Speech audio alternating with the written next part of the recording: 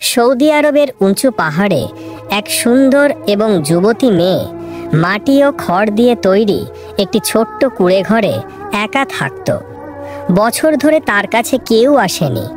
এক সন্ধ্যায় সে পাহাড়ের এক উঁচু চূড়ায় বসেছিল। তখন নিচ থেকে পায়ের আওয়াজ শোনা গেল। সে তাকিয়ে দেখল এক বৃদ্ধ আদমি হাতে তেলের ছোট একটি শিশি নিয়ে ওপরের দিকে আসছে। এতদিন পরে কাউকে আসতে দেখে তার বুকটা ধড়ফড় করে উঠল। সে ডাকল, শোনো, এদিকে আসো। বৃদ্ধ সেই ডাক শুনে পা থামালো, তারপর ধীরে ধীরে ওপরে উঠতে লাগলো। মেয়েটি তার দিকে এগিয়ে গেল এবং যখন সে চূড়ায় পৌঁছালো তখন তার হাত ধরে তাকে একটি নির্জন শুনশান জায়গার দিকে নিয়ে যেতে লাগলো। বৃদ্ধ আশ্চর্য হয়ে বলল, কোথায় নিয়ে যাচ্ছ তুমি আমাকে? আমার হাত কেন ধরেছ? মেয়েটি কিছু বলল না, শুধু শক্তভাবে হাত ধরে রইল। যখন তারা এক উঁচু নির্জন চট্টানে পৌঁছালো তখন বৃদ্ধ বলল, আমি একজন মালিশওয়ালা। মেয়েটির মুখে হালকা হাসি ফুটল। মেয়েটি বলল, তুমি কি আমার পায়ের মালিশ করতে পারবে? বৃদ্ধ ইতস্তত করল, আমি তো পুরুষদের মালিশ করি, তুমি তো এক মেয়ে। মেয়েটি হঠাৎ নিজের পিণ্ডলি ধরে বসল। ওহ, খুব ব্যথা করছে। বৃদ্ধ কাছে এসে বলল, কোথায় ব্যথা, দেখাও। সে আস্তে করে পিণ্ডলিতে তেল লাগিয়ে মালিশ শুরু করলো।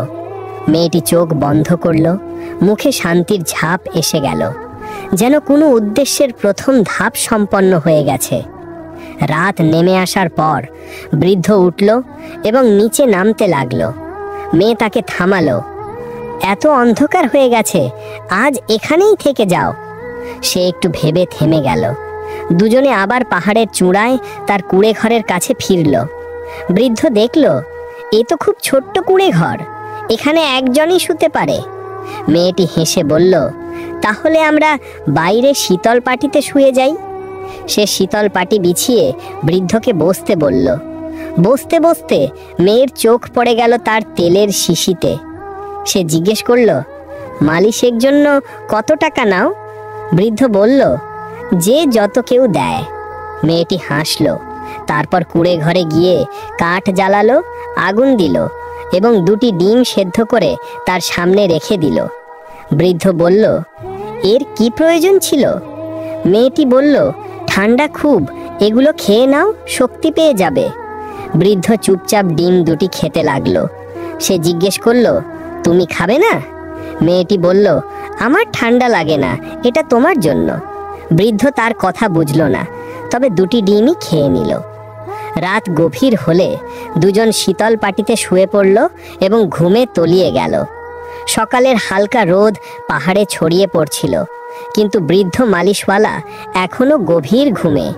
মেয়েটি চুপচাপ উঠে পাশের এক উঁচু জায়গায় গিয়ে নিজের হাত ধরে বসে রইল। হঠাৎ সে জোর জোর চিৎকার করতে লাগলো, আহ, আমার হাত যেন আগুনে পুড়ছে। তার ব্যথা ভরা চিৎকার শুনে বৃদ্ধ ভয় পেয়ে উঠে দাঁড়ালো। সে হাঁটু গেড়ে বসল। কোথায় ব্যথা, দেখাও। মেয়েটি তার বাহু দেখালো। বৃদ্ধ সাবধানে স্পর্শ করলো এবং তেল লাগিয়ে মালিশ করতে লাগলো। মেয়েটি চোখ বন্ধ করে রইল। মুখে আবার সেই অদ্ভুত শান্তি নেমে এলো, যেন অন্য কোনো জগতে হারিয়ে গেছে। বৃদ্ধ গম্ভীর স্বরে বলল, তোমার শরীরে এত লুকোনো ব্যথা কেন? মনে হয় বছরের পর বছর কেউ তোমার খেয়ালই রাখেনি। মেয়েটির কণ্ঠ নিস্তব্ধ হয়ে এলো। সে বলল, এখনো কেউ খেয়াল রাখেনি, কিন্তু তুমি রাখতে পারো। এ কথা শুনে বৃদ্ধ কিছুক্ষণ চুপ রইল। তার চোখে হালকা আলো আর দ্বিধা ভেসে উঠল। হঠাৎ মেয়েটি উঠে দাঁড়ালো এবং দ্রুত এক বড় পাথরের পিছনে চলে গেল। বৃদ্ধ অবাক হয়ে পিছনে গেল এবং দেখল সে লুকিয়ে তাকে দেখছে। এখানে কেন বসে আছো? সে জিজ্ঞেস করল।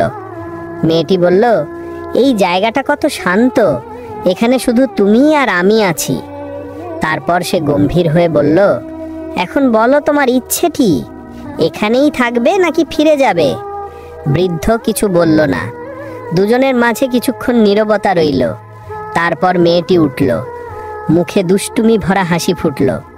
চলো, আজ আমি তোমাকে কিছু বিশেষ জিনিস খাওয়াবো, তুমি আমার প্রথম অতিথি। তারা কুঁড়ে ঘরে পৌঁছালো। সে আগুন জ্বালালো এবং এবার মাংসের একটি ছোট টুকরো রান্না করতে লাগলো।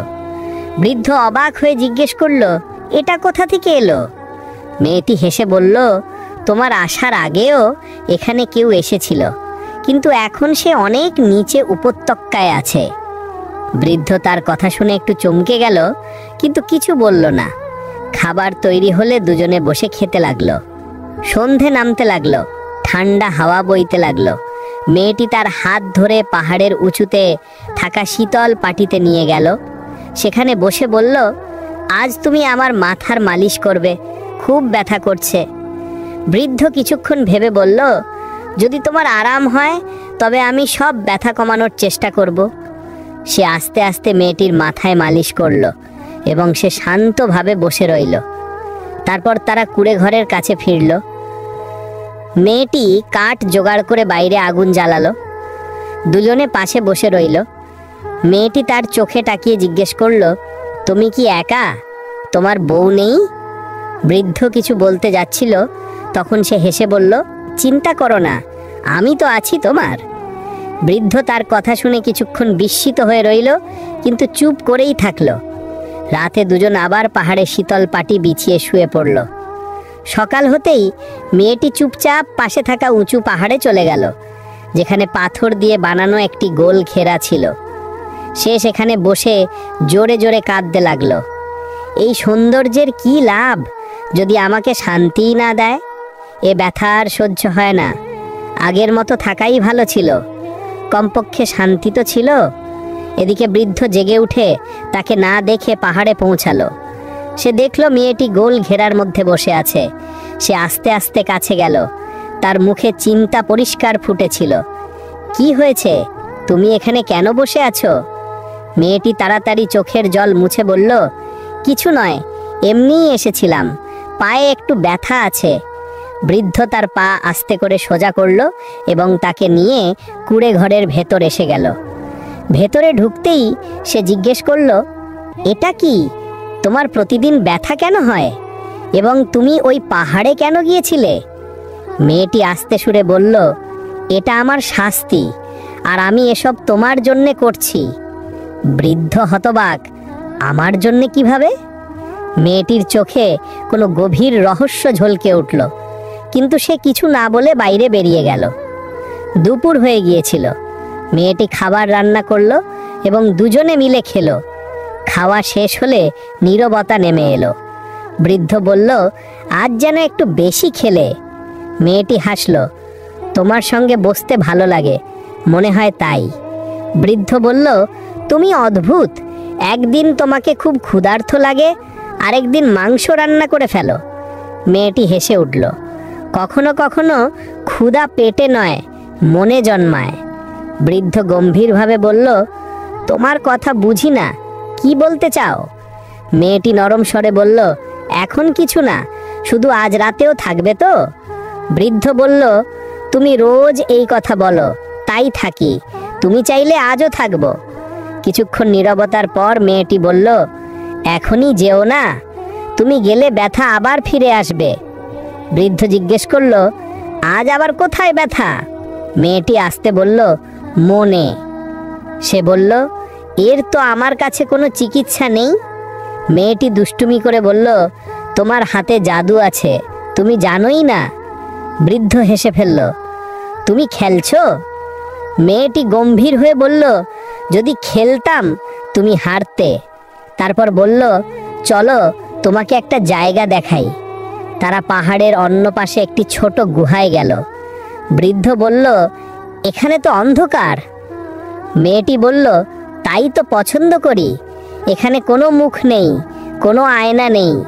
এই গুহা তোমার জন্যে নয়, আমার অতীতের জন্যে। বৃদ্ধ বলল, তোমার ভেতরে অনেক কিছু লুকোনো আছে, আর অনেক কিছু ভুলে রাখা। আমার বয়স এখন আর স্মৃতি রাখার নয়। মেয়েটি তার কাঁধে মাথা রেখে বলল, স্মৃতি বয়সে নয়, মনে লেগে থাকে। তুমি আমাকে বদলে দিচ্ছ। না, তোমাকে ফিরিয়ে আনছি। সকালে মেয়েটি আবার সেই গোল ঘেরার উঁচু জায়গায় বসেছিল। বৃদ্ধ কাছে এসে বলল, এখানে রোজ কেন আসো?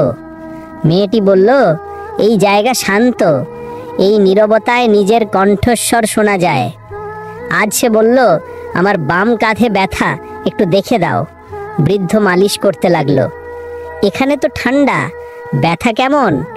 মেয়েটি বলল, কিছু ব্যথা শরীরে নয়, আত্মায় হয়। সে চোখ বন্ধ করল। তুমি যখন ছোঁও সব থেমে যায়। বৃদ্ধ বলল, আমি তো শুধু তেল লাগাই, এত প্রভাব কেন? মেয়েটি ফিসফিস করে বলল, তুমি জানোই না তুমি আমার জন্য কি। সে তাকে একটা পুরনো ঝর্ণার কাছে নিয়ে গেল। বৃদ্ধ বলল, আগে দেখাওনি কেন? মেয়েটি বলল, কারণ এই জায়গা শুধু তাদের জন্য যারা ভেতরের বেদনা বয়ে নিতে পারে।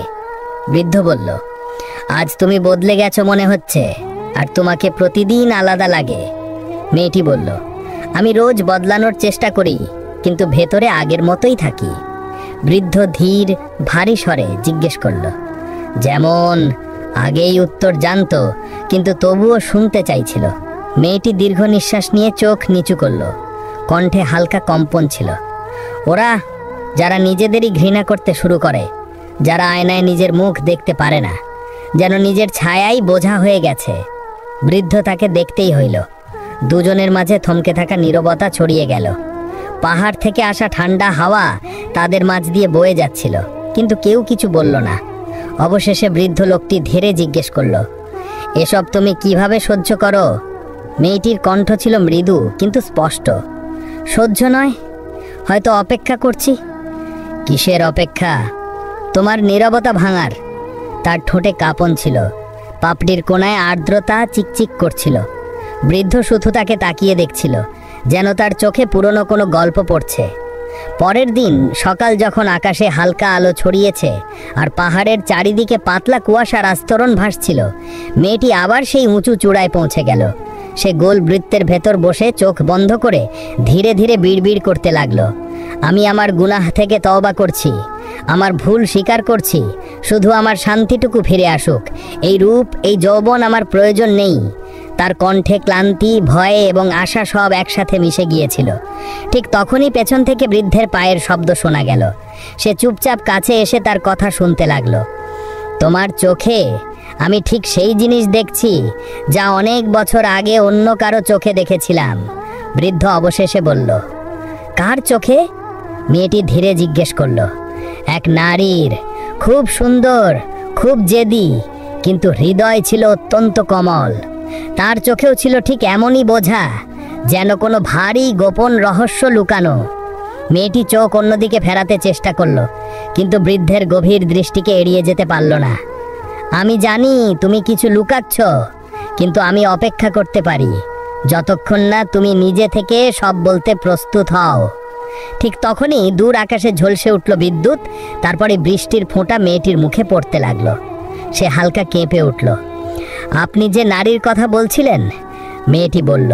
বৃদ্ধ কিছুক্ষণ নীরব রইল, তারপর ধীরে বলল, সে চলে গেছে, আর আমি বহু বছর ধরে তার ফিরে আসার অপেক্ষা করেছি। মেয়েটির চোখ ভিজে উঠল। যদি সেই নারী ফিরে আসে, তবে আমি তাকে কিছুই জিজ্ঞেস করব না, শুধু চাইব সে যেন আমার সাথে সুখে থাকে। মেয়েটির ঠোঁটে শব্দ আটকে গেল। যদি সেই নারী আমি হই? বৃদ্ধ থমকে গেল, যেন তার শ্বাস থেমে গেছে। আমি সেই যিনি তোমাকে বহু বছর আগে ছেড়ে গিয়েছিলাম। বৃদ্ধের চোখ ভিজে উঠল। তুমি? মেয়েটি মাথা নিচু করল। হ্যাঁ, আমি তোমার স্বামী, সেই যে তোমাকে একা ফেলে গিয়েছিলাম।